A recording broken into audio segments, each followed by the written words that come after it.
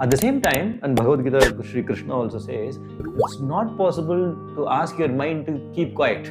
It takes probably 10,000 hours of meditation to really stay, to come to no thought process at all. It's not easy. The purpose of religion is to give peace of mind, calming the minds, and in a positive way. Because you can also take some opium, some drugs, and it can also give you calm your mind, or maybe do something, or dopamine medication. But it might have a side effect. But a temple doesn't have side effects.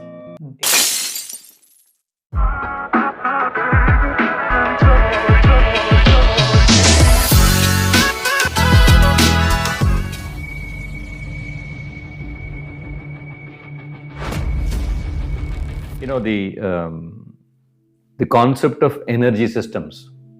Gods, look at, if you want to, you can look at gods as concentrated energy systems which can be accessed, connected to for either mental or physical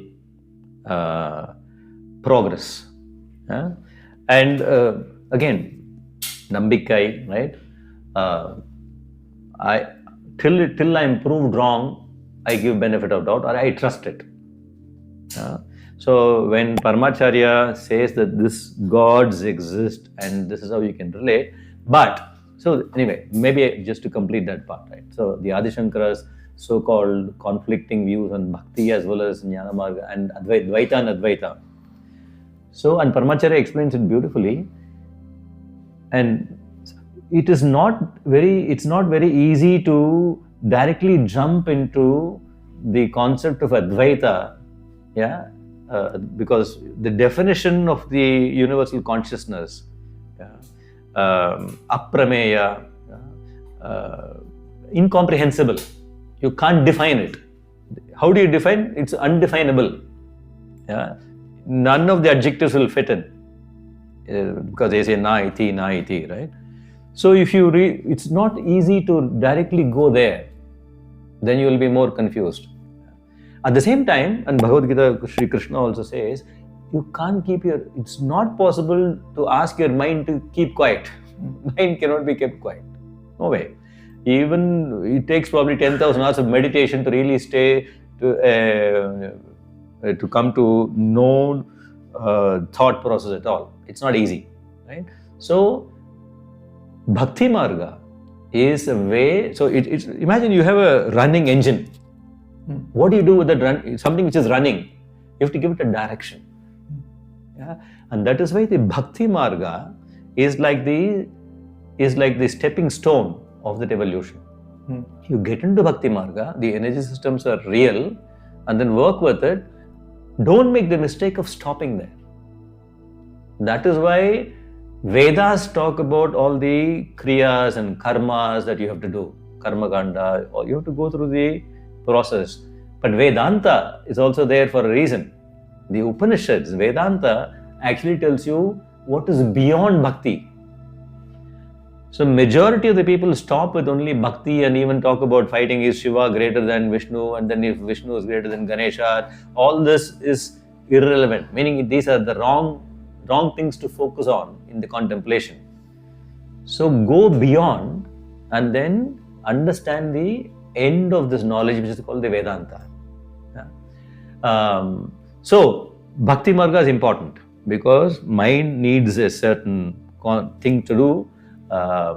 Temples are a great place, first of all, on the concept of energy connection. It is true that because even in Fjord, where we run this so-called temple, we call it as a temple, but it is not really as per any Agama Shastras or Vedic Shastras, because you need a certain, if you follow, again, there is a temple Shastra. If you have to follow the temple Shastra, you need the right process of Pran Pratishtha. You need to either follow Agama Shastra or Vedic Shastras as to how it should be run to really, because there are signs of temple with the kumbha and then the shape, the size of the murti to the size of the temple. They even talk about the size of the village to the size of the temple. There's a lot of actually written shastras about temple. Right? They have not built it, but still Yeah. When people come there, people on their own say, I feel calm here. It feels good to come here. And that is why I come. And then when I come, I don't want to leave quickly. I want to stay because it helps me. Yeah?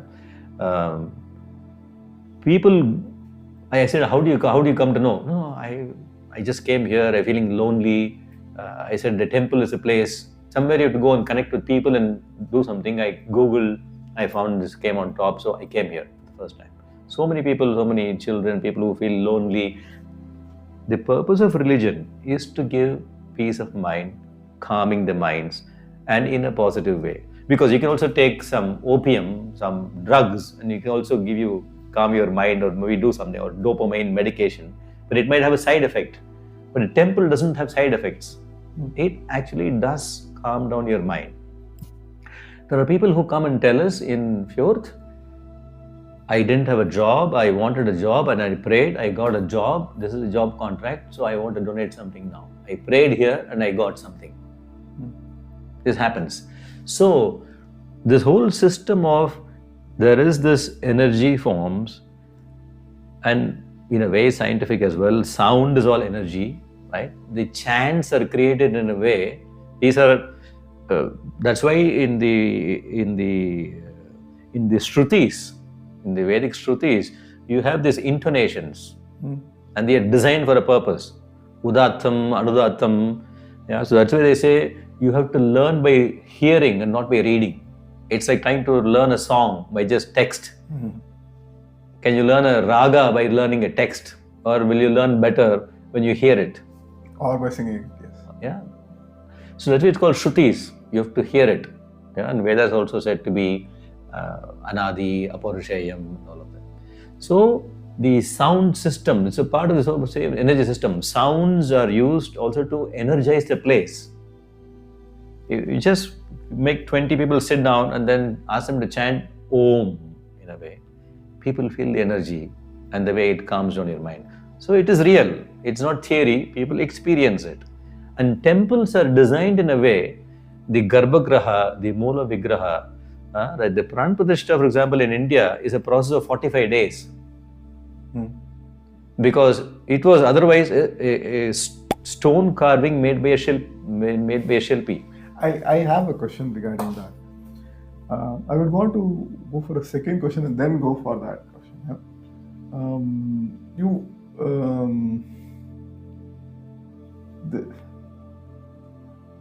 The name Shiva-Vishnu Temple, as you rightly said right now, there is also a conflict between, at least right now it is not there. We read the histories of the conflict between the cults. Which is unfortunate. I'm just seeing as a history point of view. So from my side, I still, if I'm still sticking to Advaita, these are still...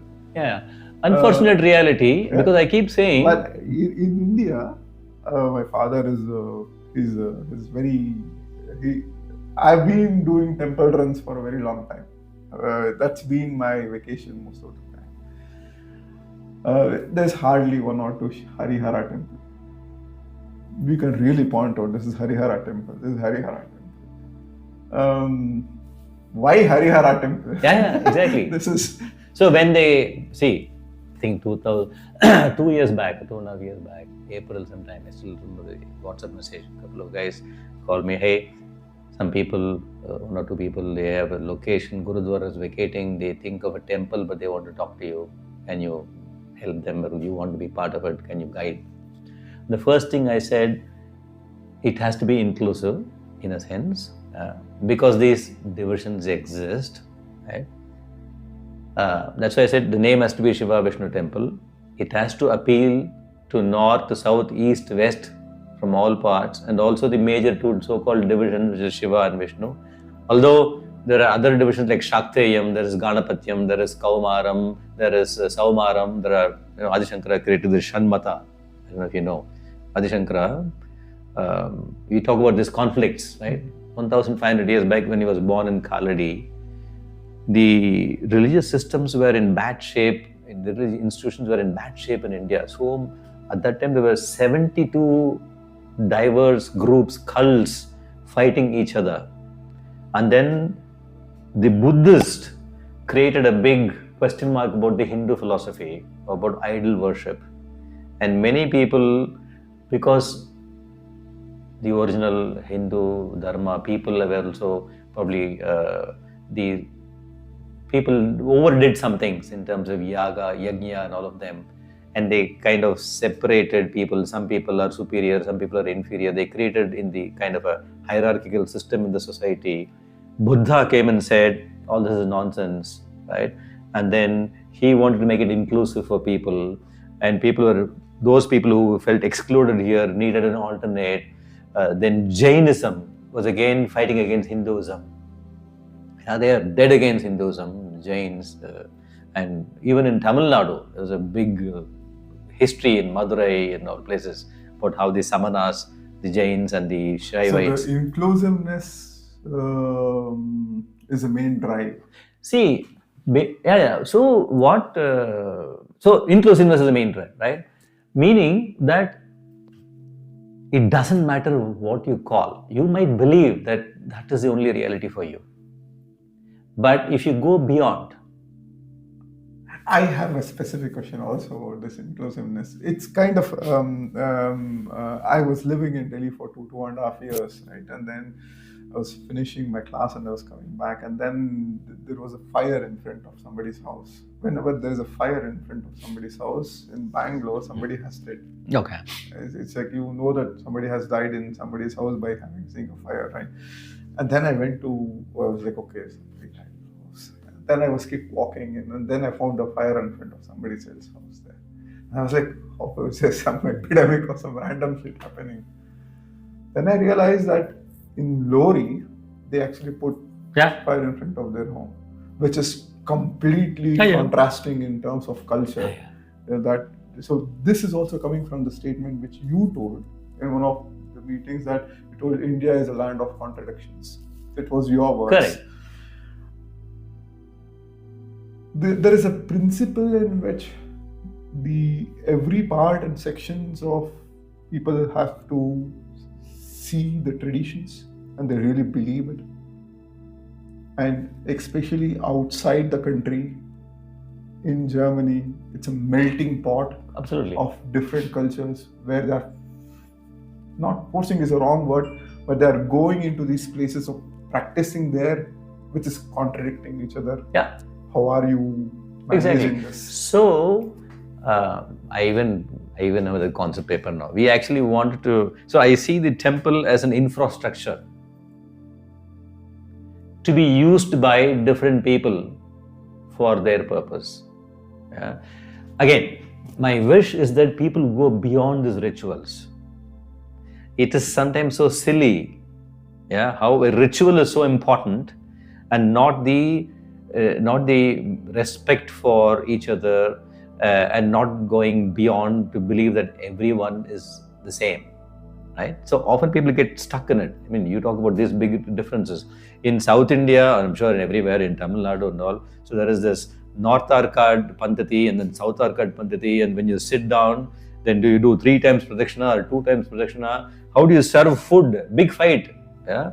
If a girl comes from different Pantati, and his mother-in-law comes from some Pantati, they say, no, you can't put pachidi here, it has to be on this side.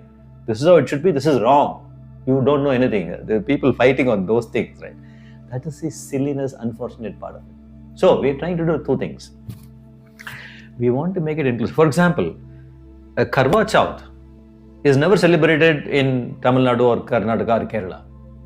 But in temple, we allow people to celebrate Karwa Chauth. So, those who want to do Karwa Chauth in a temple can come to Shiva-Vishnu Temple and celebrate Karwa Chauth. Yeah? Those who want to celebrate something very specific, like Sashti, Kanda Sashti, now tomorrow is the Sashti Vrata getting over. Tomorrow is Sashti. Right? It's a big festival in the south. Unfortunately, nobody knows the story of Skanda because it got lost. Although Skanda Purana is one of the biggest Puranas. Yeah, it was all over. Even Valmiki Ramayana. In the Valmiki Ramayana Balakanda, Valmiki talks about Skanda and how he was born. There's a beautiful explanation about, he's explaining about how these so-called 6 phases of Skanda came. It's just maybe a small diversion. It's a poetic beauty, but how the 6 phases came. So, of course, Skanda came from the Agni, and then it was given to Ganga to hold it because nobody else could hold it, and then the Karthik, let's say the Devatas, Karthik Devatas, Shashti Vratam is very popular in the south, but people in Delhi probably know nothing about it because it got lost during the invasion. Because in Valmiki Ramayana, in Balakanda, he describes the birth of Kumara, Subramanya. And I was saying the small diversion, the 6 phase of, it's called Shanmukha, it's got 6 phases. And how Valmiki explains it is that, he is born from the fire, Agni from Shiva, and then it was given to Ganga to hold it, and Ganga finally almost dried up, and there is one place where it was put in 6, it was put in Ganges in that place to hold, and then from there was born, and there were 6 deities, they call Kartika deities, they came to nurse him, to nurse the baby. They want to breastfeed the Kartikeya. There's 6 of them, he's one boy. But this one boy, because he didn't want to disappoint anybody, he was so quickly moving and feeding from the 6 people, it looked like he had 6 faces. Is how Valmiki describes it. You can then visualize the beauty of it, right? How the 6 faces came about. It's like a fan, if you switch on, you don't see the blade anymore. Or though there are 3 blades, it looks like many. Like that, the one boy is trying to feed because he's God's child. Anyway, so Shashti Vratam is so popular in South, but not in. We say, okay, you can celebrate. Those who want to celebrate that, they can come and celebrate here. And nobody, as a recent example, yesterday. But isn't there some kind of a stark contrast on certain religion or certain practices? We have not experienced it. For example, entering a Garbhagudi. Yeah, that is why, see, currently we kept it, because we have not done the Pran Pratishtha. There is no Moola Vigraha now. We have only the Utsava Vigraha. Yeah, and in the Utsava Vigraha, because we allow North Indian tradition where people want to come and touch. If you go to Kashi, you can actually go and touch. Yeah, for sure. And do puja. There's nothing wrong. Personally, I understand this. I'm just asking. But I'm saying, but this is not possible in South. Yes. Right? This is what I said. We are having a melting pot. So we are wanting to make everything possible. So right now, we have only Utsava Vigrahas and not Moola Vigraha. There is no big Pran Pratishtha done. No Agama Shastra is done. So it's like a starting point. It's temple, but not really temple in the Shastra sense, right? And that's why we are enabling these different practices. When we build the Erlangen temple, that we will follow the process of Pran Pratishtha and Moola Vigraha, Garbhagraha will be there. So, and we'll also have the same Utsava Vigraha still available. So for those who want to do it, they can come and do it for the Utsava Vigraha. So that's why I'm saying inclusive. This is also possible. This is also possible. And nobody is saying, I don't like that happening. Like yesterday, we were contacted by Swaminarayan sect. Yeah? They wanted to conduct their festival, Annakut festival in the temple. I said, is it inclusive? Is it open for everybody? He said, no. Because many people, even Gujarat, many people don't understand. So we want to keep it only for our group. Fortunately, it was not in the regular temple timing. So they wanted to do it in the afternoon, on a Saturday from 11 to 5. I said, perfectly fine. We allowed them to conduct it there. They want to do it in a temple, but they said it's not open. Because many people don't understand our Paddhatis. So we want It's not open It's only for their group, their clan or their group. Very nice. And the temple facilitated. We said yes. Very nice. So we gave them the keys. Nikunj contacted us. We said, okay, please do. As long as you support us also in the broader temple construction and then promote the temple as well and stuff. So they even donated some money and we will promote. But because we want to keep it only for those who believe in it, so we'll restrict. I said, perfectly fine, please conduct. So they conducted it yesterday. Yeah. So 2 weeks later, some other group wanting to bring their Swamijis. They said, okay, come, bring. Is it open? Yeah, everybody can come. I said, okay, please come. We can do it during normal temple time. So that's why it's the inclusiveness. Shiva and Vishnu. Whether you believe in only Krishna and Ram or you believe in Shiva and Parvati, both can come I don't know how many of them come together. In some, they come together. In some, they only this part, more people come from. Janmashtami is celebrated differently as compared to Janmashtami in South. But they both come. Yeah? So that's the inclusive nature of Shiva and Vishnu. And that's why we said, okay, Puri Jagannath, North, East, Jagannath. So Gujarat, the Orissa community said, we would like to. Said, okay. And then when they did a kind of a small mini Pran Pratishtha, right? So I would be interested to read the concept paper which you are trying to write, because it's this is as I said, generally I'm pretty confident Buddha would be very sad if he knew that became a religion, what he started. Yeah. It is also true with a lot of religions today that they never wanted to have a religion, and it's a religion on its own self right now. And the effort which you are putting is more to bring in everything into one kind of a thing, and then try to do it's an amazing thing that which you are trying to do also here, also because there is a possibility that you see different cultures are vibrant. You have to really bring them together. What otherwise is a challenge, I think we also see it as an opportunity.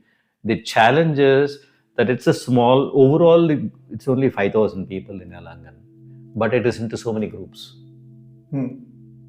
If each of them were big enough, they will build their own specific temples one day, like it has happened in US or someplace. There is a Balaji temple only, there is a Raghavan temple only, right? So it could have been seen as a challenge that no group is big enough to build a temple. And that is why the idea of an infrastructure, our original idea is that we create a temple infrastructure, and then we finally didn't implement, we will, not exactly in the way. The idea was we create the infrastructure, temple infrastructure, kitchen infrastructure, security infrastructure, common pray, puja and all that.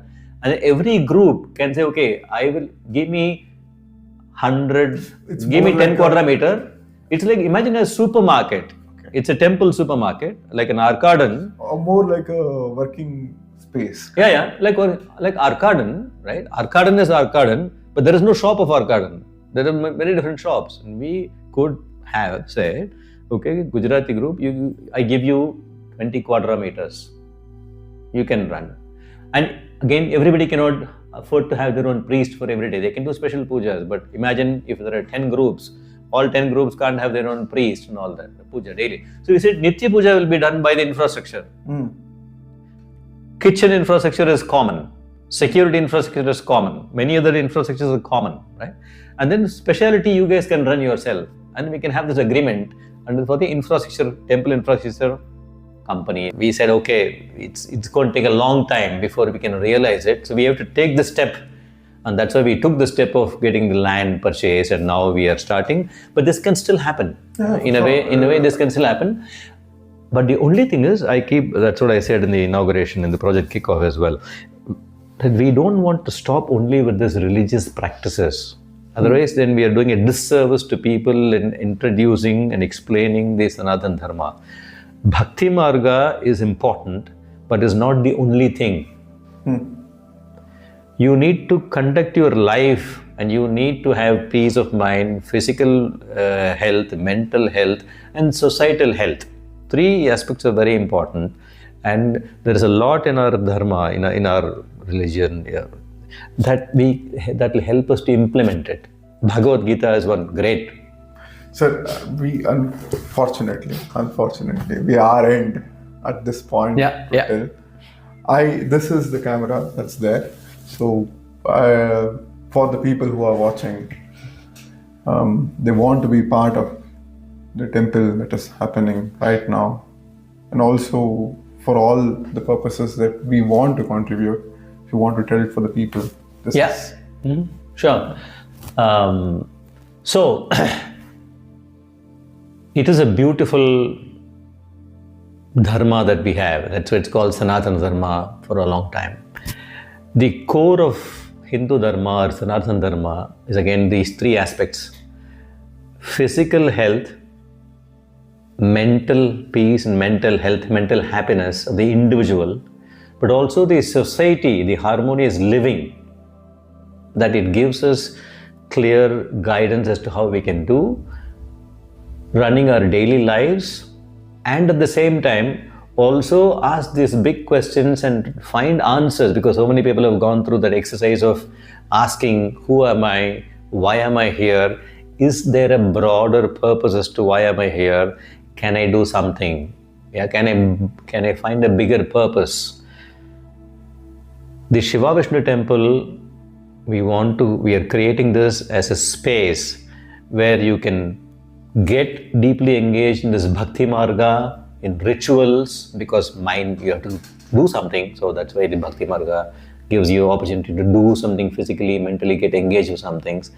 But not just stop there, go beyond and find a broader purpose. Although I believe finally life is meaningless when you look at 10,000 years of history. But as long as we live, there can still be some meaningful purpose, and that is also said in the Sanatana Dharma, is the paropahara, helping others. So can we think of doing something which is not so selfish? We live most of the time, most of our thoughts are about ourselves and about our family, immediate families. Can we do something more? And there are many opportunities to do it, right? To also contribute to the society's well-being. And all of us can do. And whoever is joining this initiative of building the temple are actually doing it, because it creates an infrastructure for a much larger number of people where they can't afford to build their own personal temples. But it's a common infrastructure because there is a need. When people tell us, hey, when I come here, I find peace. It calms me down. It makes me feel good. I want to come. I met somebody who said, I don't want to leave city of Erlangen or Fjord because of this temple. I can't imagine not visiting temple at least once a week, not visiting Shiva-Vishnu Temple once a week. It's a real conversation 2 days back that I had. So there is this need. And how can we fulfill that need? Each of us can't build our own space where people can come. So let us build it together. I keep saying, if 1,000 people come and then give 1,000 euros each, the whole temple project is done in a very good style, right? And it's doable. It's imminently doable. We spend maybe 3,000, 5,000 euros for a vacation, which lasts for 2 weeks. But we are building a legacy for probably next 100 years for the future generation, that they can get connected. And it's a great time, great opportunity to explain to the locals as well, so that they appreciate. Already some Germans regularly come. We are trying to, and they understand, they're beginning to understand. They want to learn more about it. So we have a great opportunity. We have a really good opportunity in a radius of 200 kilometers. There is no such space. Let us bring it up together, right? I hope that you all can join us, and it is our temple. It is not any individual's temples. Let's build our own temple. Please join us. Thank you. Thanks a lot, sir. Thanks a lot. From the place of even tilting towards different religion to starting something that you believe in and trust in, then also making it more I can understand how sharper you can go, but you're also widening it up in the sense of having it more inclusive. I'm happy the conversation was really interesting. I would want to have one more time, maybe also on a deeper level at different concepts, maybe give you topics so that we can exactly pinpoint until we want to talk about these topics. I would be very much interested to go inside these parts, simply to understand different, for example, management, spirituality aside. I'm pretty confident, including Panchakosha, there is a lot of aspects of management we can dive into. I'll be interesting to discuss this. I will pick a topic. I'll come to you sometime next. Thanks a lot for your presence. Thanks, Niranjan. Thanks, NMBK, for the opportunity. Every conversation makes my understanding better. I don't know about the audience, but every conversation clarifies my own thinking process even better, so that I'm able to articulate it better. Yeah. So it's a great time to reflect as we speak, and it's always good to meet people like you to have this stimulating conversations. Yeah. And then, sure, anytime, let's keep the conversation going. Let's keep talking. Let's keep talking. Yes. Thanks a lot. Thanks a lot for joining in for another wonderful session which we had now. Thank you.